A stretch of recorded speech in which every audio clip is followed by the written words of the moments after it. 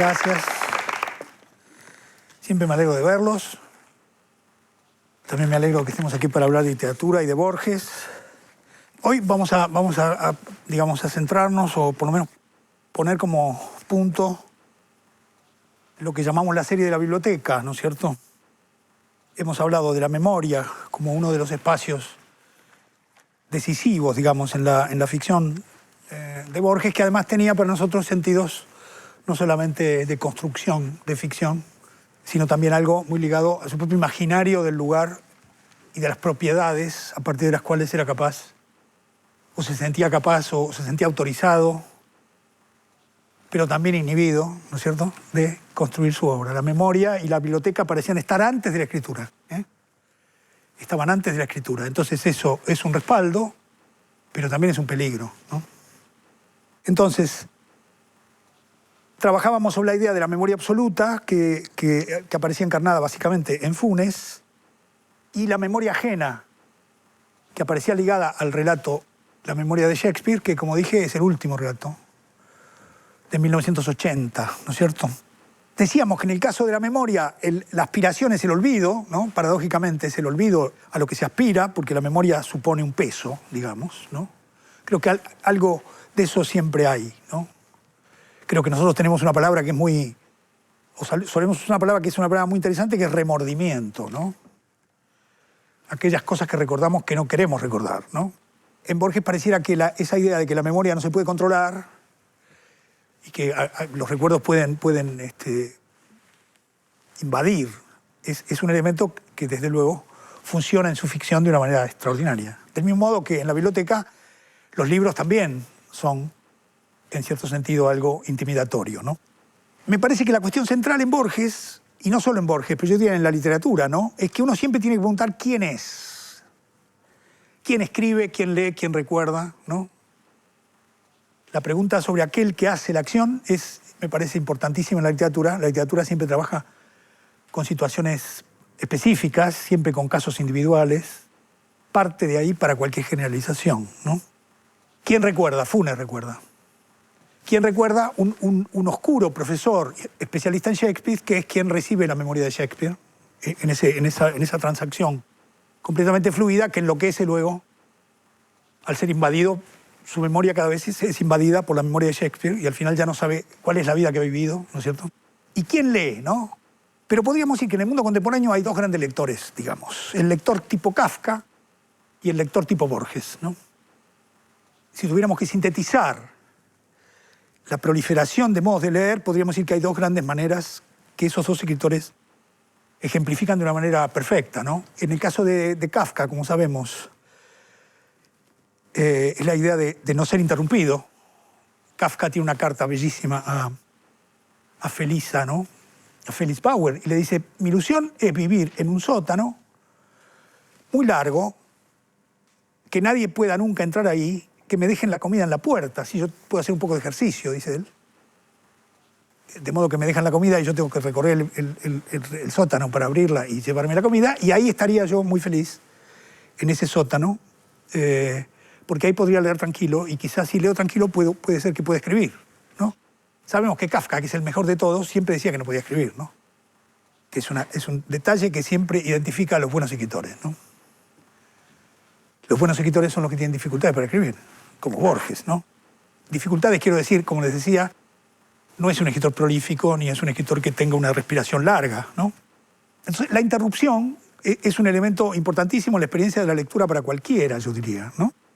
Hay también acontecimientos en la historia de la lectura, de interrupciones, y hay un cuento buenísimo de Cortázar, uno de los mejores de Cortázar, ¿no?, Continuidad de los parques, donde hay alguien que está leyendo una novela y lo van interrumpiendo, y al final el que le interrumpe es el personaje central de la novela que está leyendo, que es el amante que viene a matar al marido, que está leyendo un libro en un sillón de terciopelo verde, ¿no? Es un cuento increíble, ¿no? Porque es un cuento sobre qué es leer una novela y qué es leer un cuento, pero también es un cuento sobre la paranoia o sobre la sensación que tiene uno cuando está leyendo y que no quiere que lo interrumpan.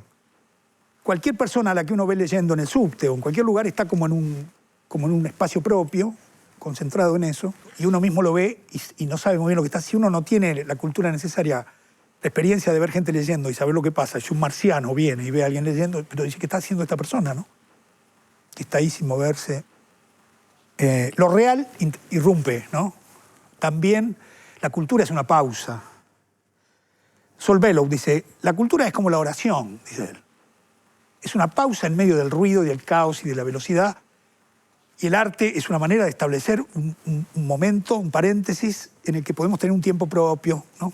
Por eso yo creo que la cultura de masas, siguiendo la tradición kafkiana, tiene esa pregunta que nos hacen siempre, en general, los escritores, ¿no?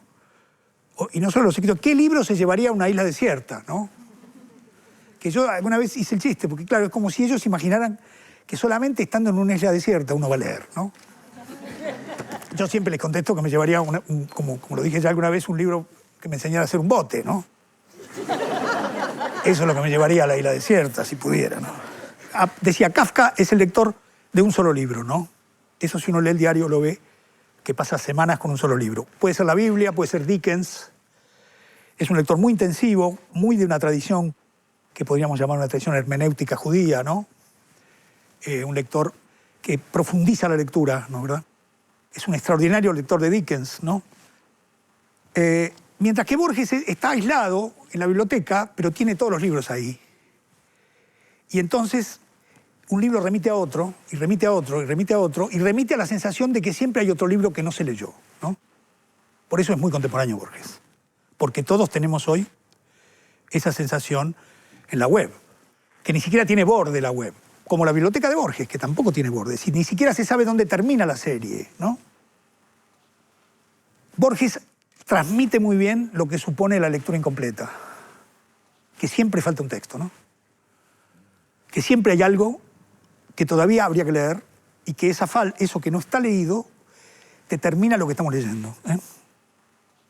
¿Y qué es lo que lee? Lee una serie mezcladísima de textos, de filosofía, de matemáticas, de cuentos, no lee novelas, ¿no es cierto? Lee biografías. Hay un libro que es extraordinario y que quiero rendirle un homenaje ya las he nombrado, ¿no? Los he nombrado.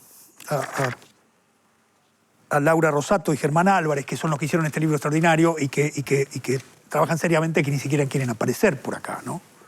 Porque seguramente están en la biblioteca buscando alguna otra cosa. Quiero decir que este libro se los recomiendo especialmente porque es un libro maravilloso por cómo fue hecho, fueron encontrando los libros de Borges que estaban diseminados en la biblioteca y cómo leyeron las notas que Borges ponía al final de las páginas, pequeñas notitas de Borges que ellos reproducen, y uno se da cuenta entonces cómo lee Borges, ¿no? Borges leía textos variadísimos y en cada de esos textos encontraba una frase que luego aparece en sus cuentos, ¿no?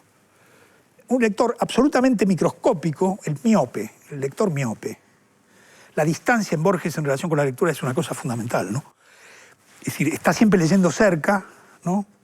Está siempre leyendo la pequeña huella, ¿no? Y al mismo tiempo está siempre leyendo una serie. Es como si de cada libro sacara algo y luego siguiera la serie, ¿no? No es el lector que lee, no digo que no lo haya hecho, no es el lector que lee por completo todos los libros, sino que lee muchas veces los mismos libros y encuentra, porque además era muy, muy meticuloso, de modo que anotaba, ponía la fecha del momento en el que había hecho esa pequeña nota, ¿no? Por otro lado, de hecho, es un lector que escribe lo que lee, ¿no? Copia lo que lee, ¿no? Y por lo tanto cultiva un arte de la cita que es fantástico, ¿no? Y también cultiva lo que Benjamin llamaba el arte de citar sin comillas, ¿no? También cultiva el arte de citar sin comillas. Ustedes verán muchas de esas frases que nosotros le elogiamos a Borges y que son de otro, pero que han terminado por ser de Borges, ¿no? Porque además las traduce tan bien que a veces las mejora, ¿no? Las mejora un poco siempre, ¿no? Entonces, muy notable. Yo lo vi a Borges 4 veces, ¿no? La primera vez cuando era estudiante, tenía 18 años, en el año 59. La segunda vez en el 1969, yo estaba trabajando en ese momento haciendo una colección policial, en realidad, en una editorial que se llama Tiempo Contemporáneo, y también hacía una colección de cuentos ahí.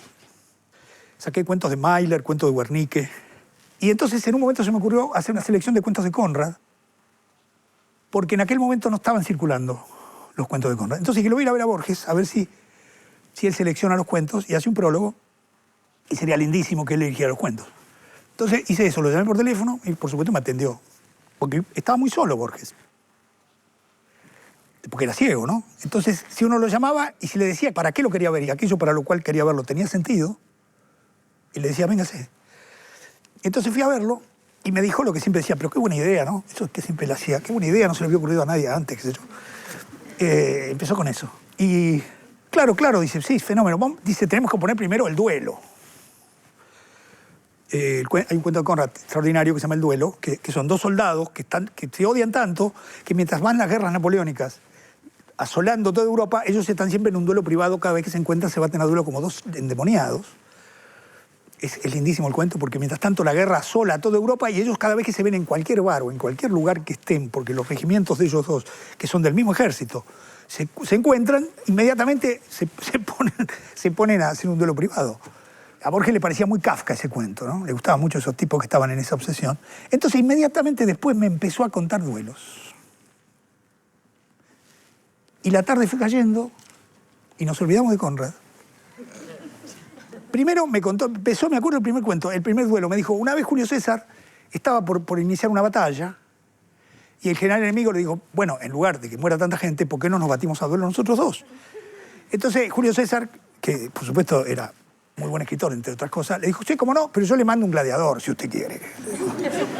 Entonces Borges se divertía mucho con eso y después siguió con una serie de la que me acuerdo, una serie de cuentos, por ejemplo, un enfrentamiento entre Saint-Beuve y Víctor Hugo, ¿no? Y que Víctor Hugo no creía en los duelos, pero no podía no aceptar el desafío en aquel tiempo. ¿No? Entonces fue al duelo con un paraguas pintado de amarillo, me dijo Borges, para mostrar que él no estaba de acuerdo con el duelo. Eran cuentos, era una serie lindísima de duelos, y después me contó uno absolutamente extraordinario, que pasaba en un pueblo de la provincia de Buenos Aires, donde había un guapo, de estos guapos borgianos, que tenía a todo el mundo, que era el hombre valiente del lugar, ¿no? que se llamaba Soto. Y resulta que al pueblo llega un circo pobre, esos circos medio campesinos, ¿no? Y en el circo había un domador de leones, que ponía la cabeza en la fauce del león y se convirtió en el hombre más valiente del pueblo, todo el mundo. Y se llamaba Soto, para peor. Entonces, porque este hombre tenía muchos problemas, dice, porque cada vez que iba a tomar una ginebra al bar aparecía el otro Soto que le decía, acá sobra un Soto. Y el pobre domador de león tenía que salir corriendo por la puerta de atrás, ¿no? Le encantaba esa historia a Borges, y es lindísima, la verdad, ¿no? Entonces, ahí vi cómo funciona, ¿no? Funciona con una serie que está unida por un eje, aunque la materia común sea variadísima, porque pasaba de algo que había leído en las décadas de Tito Livio a algo que había leído en un intercambio de cartas de Víctor Hugo, a una anécdota oral, en fin. Y todo estaba como enhebrado por esa forma que él usa mucho, ¿no? La esfera de Pascal, alguien hablaba de la esfera de Pascal. De pronto toma una metáfora y la sigue. El infierno, toma el infierno como es que aparece. Es decir, que construye una cadena, pero que era, evidentemente yo lo vi funcionar ahí como si fuera alguien que yo no sé cómo llamar a eso, pero era como, bueno, así le funciona la imaginación, ¿no? Estuvo como 4 horas contándome duelos y se olvidó de Conrad. Y yo después le dije, muchas gracias, Borges, y me fui. ¿No? Por otro lado, los duelos son un elemento central de su ficción, ¿no? Son un elemento central de su ficción. Se repiten los duelos como forma a lo largo de toda su obra y son siempre igual. Son dos hombres que se enfrentan por el reconocimiento y son capaces de afrontar la muerte. Los cuentos de cuchilleros son una serie, pero también hay duelos que incluyen, por ejemplo, los teólogos, ¿no? El cuento que se llama Los teólogos. En La muerte y la brújula uno puede decir que en realidad es un duelo de Lönnrot con Scarlac, que se parece mucho al sur en ese sentido, porque Lönnrot, que es el gran intelectual, cae, digamos, bajo la telaraña de Scarlac, que por fin lo mata, ¿no? Y después hay otro que es un extraordinario cuento, ¿no? Deutsche Requiem, que es el cuento contado por el intelectual nazi, ¿no? Por el filósofo que es un nazi, donde ahí se ve algo que yo creo que es una marca de Borges. ¿Cómo decirlo? Borges solo ve la identidad, ¿no? Nunca ve la diferencia. Es un hombre que tiene, no digo que tenga un defecto, porque no es un defecto, pero tiene una virtud particular por la cual de todo capta lo que es igual a, ¿no? Tiene como un, no sé cómo se llama eso, como si tuviera un ojo de más. Entonces, en todos lados ve, tac, pero entonces no ve la diferencia. Entonces, por ejemplo, ese cuento en la próxima reunión de la semana que viene, vamos a ver la cuestión de la política en Borges, ahí yo veo un problema. Por ejemplo, al final, los que se enfrentan son siempre lo mismo, ¿no? O sea, Borges dice, bueno, pero en realidad los teólogos, en el cielo de los cielos, tan distintos que eran, terminaban siendo uno igual al otro, ¿no? Siempre hay un lugar donde los opuestos terminan por identificarse. Eso está en los cuentos de Borges todo el tiempo. En este cuento es más complicado porque es el filósofo que dirige un campo de concentración y tortura a un filósofo judío, y luego en el final, en la metafísica de Borges son lo mismo. Bueno, no son lo mismo. Ahí me parece que sí se puede decir, no son lo mismo, ¿no? O sea, que se dejó llevar por esta lógica de la duplicación, de la identidad, que es un elemento muy potente de su imaginación. Tiene una capacidad extraordinaria para ver lo que se parece en cosas que no tienen relación. Tiene una mirada increíble para poder ver cosas que no parecen a primera vista. Por ejemplo, la serie de los duelos, que está bien, ahí el elemento que los unifica es bastante visible, pero es capaz de hacer esas cosas con elementos que no son tan evidentes, digamos, ¿no? La otra cosa que tienen los duelos es algo que yo llamaría la ficción del nombre, ¿no? Que es un elemento que es muy importante en Borges. Porque la ficción del nombre está en la zona del culto al coraje, porque es el nombre del otro lo que importa, la nombradía que tiene el otro, lo que hace que el duelo se produzca, ¿no es cierto?